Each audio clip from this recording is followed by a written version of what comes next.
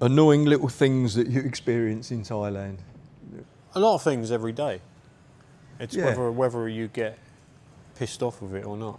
Yeah, I was crossing the road outside Kuala Lumpur train station, and it was a red light, and the cars had stopped, and I was carrying my tripod with a camera on it. I had it on my left.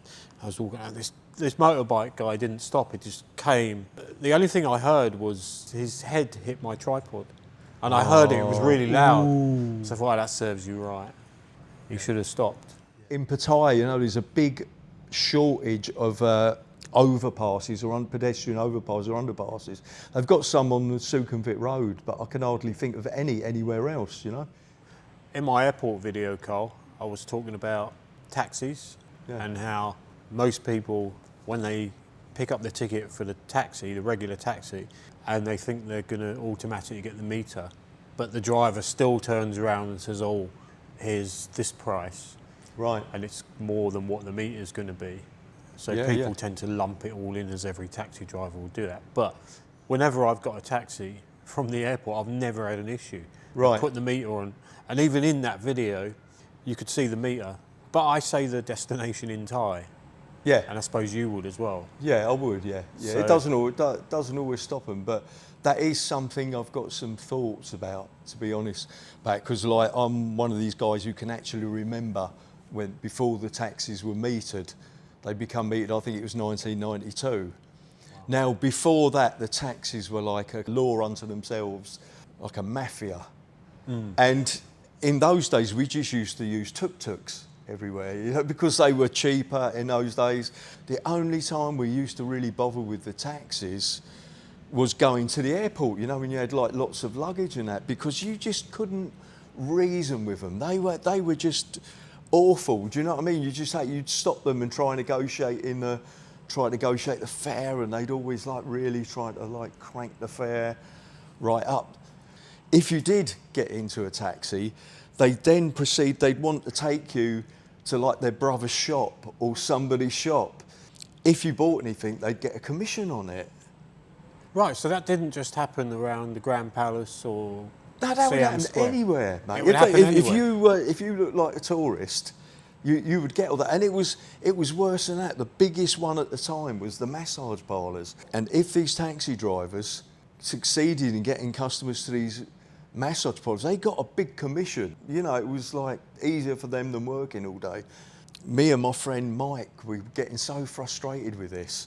And we used to sometimes we used to go to Pratunam Market to buy clothes. Now near to Pratunam Market was one of these massage parlours that were really pushing. It was called Gel Prayer 2, which was it was near Pratunam. So whenever you get in a taxi, they'd have these colour brochures, and they sort of, do you want to stop off and get a massage? And they're always trying to persuade you to go to these massages. So we worked out that even though we were going to Pratunam Market, if we told them we were going to this Gel Prayer 2, which was nearby, they couldn't believe their luck, you know what I mean? And they just, 40 baht, 40 baht. And then, of course, when we'd get there, we'd just jump out of the taxi and sort of... Go in one end and come out the other? Yeah, go in the other, and they'd be like, no, you can't do that, And, I mean, they were awful, and we didn't feel the remotest bit bad about doing that to them because they asked for it. When they made them licensed, metered, the minimum fare was it 35 baht? I think it was, yeah. And it hasn't changed, yeah. Which it still is today, you know. So I'm kind of like, I'm looking at it now, and I really think my attitude towards them has changed, because can you think of anything else that was 35 baht over 30 years ago and it's still the same price today? You can't. And I looked into it a bit, and apparently 35 baht in 1992 would be equivalent to almost exactly 100 baht today. So if it had kept pace with inflation, the minimum fare would be 100 baht. I do have a horse in the race, in the sense that for over 20 years I was a minicab driver. Right. In the UK, so, you know, I'm kind of like, I don't know, I tend to, when I get a taxi now in Bangkok, I tend to be quite generous with the tips. they're not going to make any money at all on that 30 baht, 35 baht minimum. And you know what the traffic can be like. I know. I do tip them. If I get a taxi and he gets me home the fastest way, Yeah. I'll give him, if it's 70, 79 baht, I'll give him 100. Oh, yeah. Because there are some really honest taxi drivers out there, and they'll put the meter on, no question, and they'll get you there because they know the shortcut. And the issue I have with Grab and BAHT taxis is that, like back in England, you're a minicab driver, you know the shortcuts. Yeah. So I would get Grab, assuming they will get me there the quickest way. But when they start opening up Google Maps and pressing, directions, and they're going to go that mainstream route, I'm thinking, well, that might as well be my dad driving, or my grandmother, because she'll go the same way and get me there in the same amount of time. I got some cabs a couple of weeks back in Korat, and they were kind of like early morning rides. And I, thinking from a cab driver's perspective, they were good rides. They were sort of like 180 baht fares, but it was, from the driver's point of view, they were dream jobs. It was a breeze, there was no traffic, and it was crossing my mind, like, what would a taxi driver in Bangkok have to go through to earn that same fare? He'd have to fight through the traffic, and it would just be a lot more stressful, So, yeah, my views on it have really swung. I used to hate them with a vengeance, but I'm just looking at it now and thinking, well, how can it be that minimum fare hasn't gone up in over, it's 33 years now? Carl, Jeff asked me this question about when I got bitten by a dog. What was the most difficult video to shoot that you've experienced? But the thing was, when I got bitten by the dog, it wasn't a difficult experience, really. The dog bite part of it was just a mild inconvenience, to be honest. It didn't make the shoot difficult at all, because I shot most of the video. I've never really had a video that was difficult to film. I suppose if like I had to climb over into somewhere sort of and secretly film something, that could be difficult.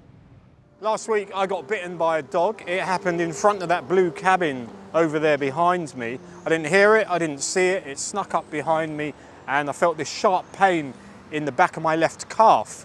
Now, initially I thought I tripped over a bit of barbed wire maybe, but when I looked down, there was a black dog looking back at me, baring its teeth and growling. I think my most difficult one was, I think it was Pitsanalok province. It was a couple of years ago. And I just heard about this kind of trail that goes up in these real sharp, jagged mountains. I'm trying to remember the name of the place. I think it might be Ban Mung or something. Beautiful place. And I had the GPS track for this trail, so I just sort of zoomed in on it to where the trail starts. And we went up there, and it was a tough old climb up there. I think we're going to stop here for a couple of minutes, have a rest, catch our breath. And we did a bit of a video, and it was quite, it all went quite well. And then when we were on the way down, there was a national park ranger, a woman. She was speaking Thai on a mobile telephone, and she said in Thai, "Yeah, I found a couple of Farangs sneaking up." That was what are words like sneaking up, and I'm sort of like, I'll tell you what it was. This outpost was technically it was 30 kilometres away from the headquarters, but by road it was 130 kilometres. So they'd been cast to the far corners of the empire, and they were just bored. Yeah. They had nothing to do, so they just turned this thing, we shouldn't have gone there, and they turned it into a big incident, and we ended up getting fined 1,000 baht each, but it threw us off. We ended up checking out from the hotel late. We got back to Bangkok late. The guy I was with had to rent a car, pay for another day's car rental, and it was just, they just turned it into a real big drama because they said that we needed permission to go up there and we'd walk past all these signs. But as I showed them afterwards, there were no signs up there. And afterwards, they just sort of apologised that we were right. But, they'd already kind of messed our day out. One thing I used to get at a couple of language schools I worked at, and you could say this is a bit racist, was that I was often told in two places not to tell all the Thai staff that I was half Thai, because it would upset the parents of the students or the students themselves, because they want to know that they're getting a proper Falang. Yeah, it could be. Yeah, there could be that kind of in the upper echelons of the Yeah. the Thai society, there could be that bit of a sort of snobbery. Because people said to me, "Oh, surely they'd love it if you're half." I said, "No, that's not the way it works. Right, You know, yeah, you've yeah. got to be the stereotype Farang." The Or they'd kudos, call me up and say, "You know, how Thai do you look?" I can remember in Taiwan, I used to teach for a bit in Taiwan, but they always wanted an American accent. Oh, right. It used to really annoy me because there was, oh, no. You know. I used to have to compromise. You know, I couldn't teach them. You can't do that. I can. I can. I used to have to bite my tongue sometimes. You know. I did have these two students, these two girls that were going to study dentistry in America, and they had specified an American teacher to teach them. But the guy at the language school didn't tell me that until after the first class. So at the beginning of the class, they said, "Oh, you're not American," and they weren't very happy about it. But we got on with the class. So they made a point of every time me speaking for them to listen, they would say, "What? What?" They were looking at each other, screwing up their faces if they couldn't understand what I was talking about, because it wasn't this American accent they wanted. So after that class, I bailed out of these two girls' classes because I said, I don't need this shit. When you are half Thai, and other people who are half Thai will tell you this, there is two standards to it. There's the one side of it where, 20 years ago, if you were half, you were automatically a model material. Yeah. I remember talking to some Thais when I first moved here 23 years ago, and they didn't know I was half. Right. And it was just a regular conversation. Yeah, As soon as I said, "Oh yeah, I'm half," I was suddenly, "Oh, you're so handsome." Yeah. It's like I wasn't before. Oh, they still do. You still see a lot of Thais. In fact, I saw some just on the way here. I was watching sort of like a short on Facebook, and they were asking Thai people questions. And I remember they talked to this lady, do you like foreigners or Thais? And one of them said, Lukrung, yeah. Oh, yeah. So I think it still is in demand, Pat. Yeah. But they don't call you handsome anymore, is that? No. That's what bugs me, really. No, but then on the other hand, if you've got a Thai mother, it can also be weaponised against you, because even foreigners and Thais as well, they have this seed is planted. So I'm very conscious of that when I tell certain people, or I don't tell certain people, that my mum was Thai.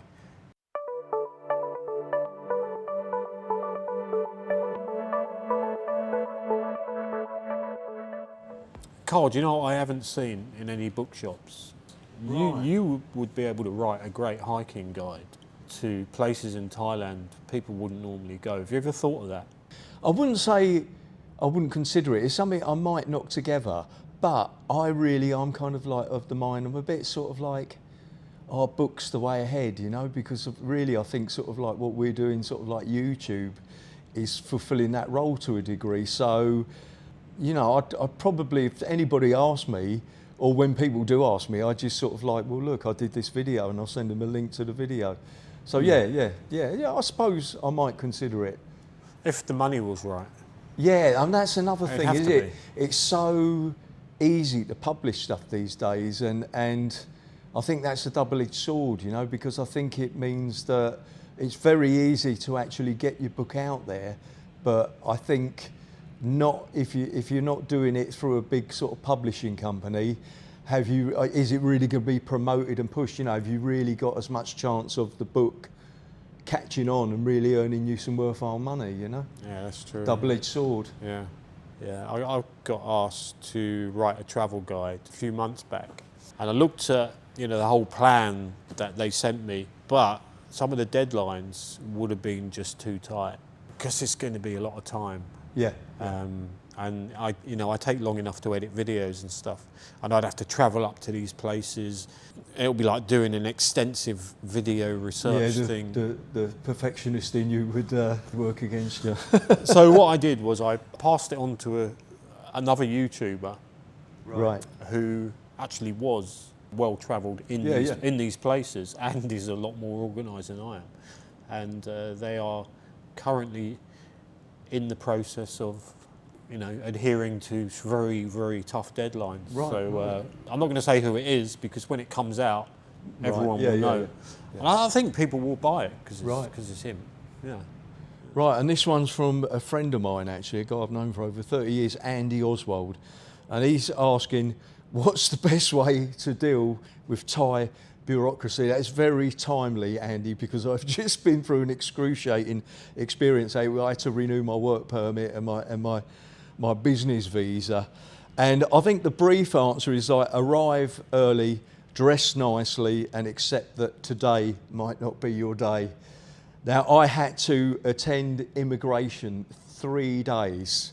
Now, each of these 3 days, I took one of the company lawyers with me. So I had like legal representation on 2 of these days. We never even got seen.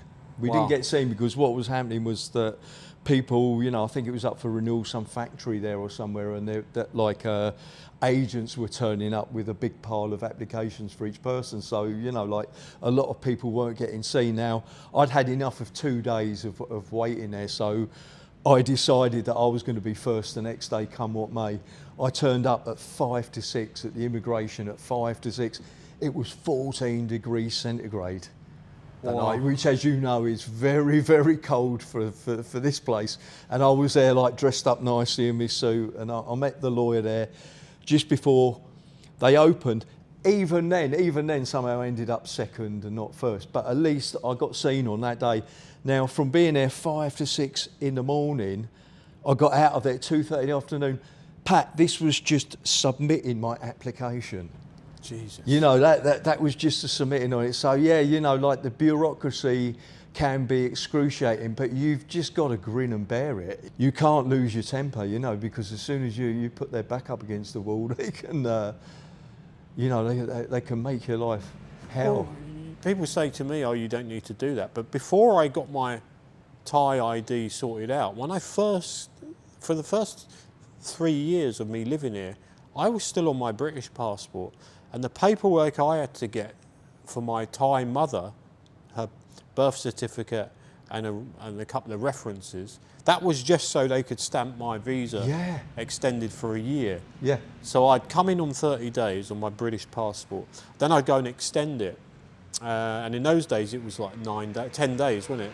This was Yeah, yeah. early 2000s. And it was 500 baht to extend it. But instead of writing like how long you want to extend it, they would say, oh, I'll put 365 days. I will stamp you for a year because your mum's Thai. Yeah. So you can stay as long as you like, really. And that was when they started saying to me, you should get your ID sorted out because the paperwork had to be sent back and forth to the Thai embassy in London. I imagine that would be a very strict To be one verified, actually, yeah. just for me to get, and yeah, I got a year's extension, visa extension as a favour, but then getting the Thai ID sorted out was a lot of paperwork, but that was just a one-off. Now it's done now. I know people who have a Thai parent and they go to their local AMPA and like then some old lady in the office says, oh, you can't be Thai because you're Farang. And what she says is final because she's old. Yeah. And there's none of the other staff. But she doesn't really know. She's just saying that because that's how she feels. Yeah, that can be very So now frustrating. that person can't go back to their office and basically can't get a Thai ID card. Right, Because I said, well, you've got to go back with a lawyer yeah. or someone, or Yeah. you've got to get someone to phone up that office who's higher up and say, look, you are, supposed to deal with That's exactly what it is, Pat. You've got to outrank them. It's Yeah, the only that's thing it. that's going to work, yeah. That's the only way, because this person wanted to move here and work here and was preparing to do that, only to come up against this old lady in some AMPA office Yeah. in Nakhon Pathom, Right. who really doesn't know the law at all. She's just probably too lazy and says no. And the because- subordinates aren't going to work against and they're not her. going to question her because she's older. And there's a lot of that. I'm sure that is a big issue with a lot of foreigners here trying to. I've certainly that. seen it, Pat. I've certainly seen it where you just know that regulation could have been interpreted in a different way Yeah, and things could have gone a lot smoother, yeah. yeah. Got a question from John Kujar. Where's the one place in Bangkok that Bangkok Pat would never go and why? It's nowhere I'd never go. There are places I'd never live, and one of them's on the. It's just overrun with foreigners. I've never liked it. Right. And there's like Cheap Charlie's. You remember in Sukhumvit 11? That moved to on the. Years ago, yeah. It's moved to an area full of Cheap Charlies.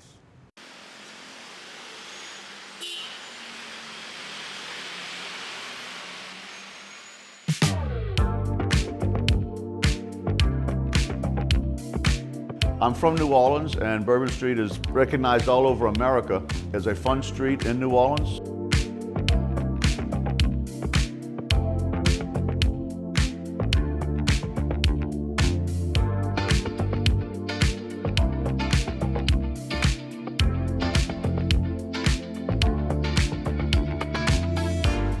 The original Bourbon Street in New Orleans is pretty wild. It used to be pretty wild when I left there. A close friend of mine, he owned a bar on Bourbon Street, nightclub, band, and so we were all over the French Quarter, and they've got everything down there that you could want.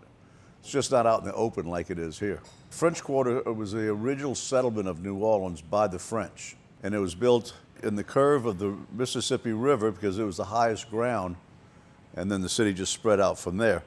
The French Quarter never flooded during Katrina in 2005. It was high enough that it didn't flood, whereas the rest of the city did. And those bars down there go back to the early 1800s, some of them to the late 1700s. It's not very old compared to Europe and England, but for America, it's old. Who is the most famous Thai person you ever met? Princess Samsawali, the first wife of the present king, used to come by quite often, and with a big entourage. She loved our food, and she'd come quite often. First time she came, my staff was crawling on the floor to her, and she said, no, get up, everybody act normal. She was a real nice person to my staff, and that's how I judge a lot of people, how they treat my staff. Any pop stars? Tong Chai McIntyre? Never met Bird McIntyre. Tata Young. Oh yeah. I was really good friends with her father. He bought a bunch of tickets and bought a bunch of his friends. So we were there when she won that singing contest. Favorite song of all time? Probably Jackson Browne's Stay a Little Bit Longer. Favorite movie of all time? Gone with the Wind, The Godfather. The original first Godfather. It got kind of ridiculous after that. Yeah. I've been in this location be 14 years next month. It was a quiet street, except, taxis didn't want to come to Ekamai because the traffic was so bad. But there was mostly a residential neighborhood with sidewalks you could walk on. So we were very, very fortunate to find this piece of real estate. And then we renovated it and made it into a restaurant and a boutique hotel. Yeah. Probably in the last 2 or 3 years, there's been a half a dozen Korean restaurants that have popped up within a 5-minute walk. All of them very good, very good. In the service, you go to a Korean barbecue and you'll have somebody there grilling it.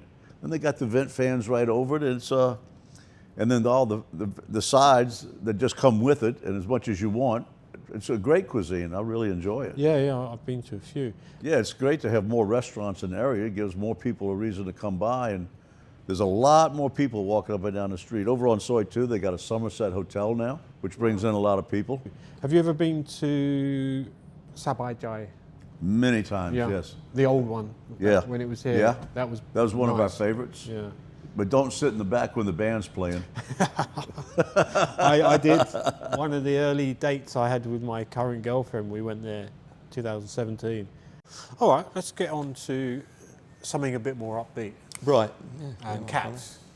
Someone asked me a question about cats. Do you know, I did contact a cat food company and told them, I showed them an example of my videos. Right. I said I could easily feed your cat food to the cats. 2 times in a video I feed a cat, flash your logo up on the screen. I could easily do that for a fee. I think whoever asked that question might be onto something, honestly, because it does seem to me like a kind of, like a match made in heaven. You know, it does seem like a... Yeah, but they never got back to me anyway. But if you look at the pictures of the people who advertise cat food, like the guys in the models, whatever, I could never be that white anyway. I could never get that white. So it's all right. It's just tweak it in Photoshop, mate. You wouldn't have to really be that way. No, and the thing is, just because they knocked you back then, you know, I mean, your channel's getting bigger. It wasn't a big cat food company, and that's why I got in touch with them, because they were quite new a couple of years ago. Find out who the biggest one is in Thailand and go for them, mate, because they'll have the biggest promotional budget.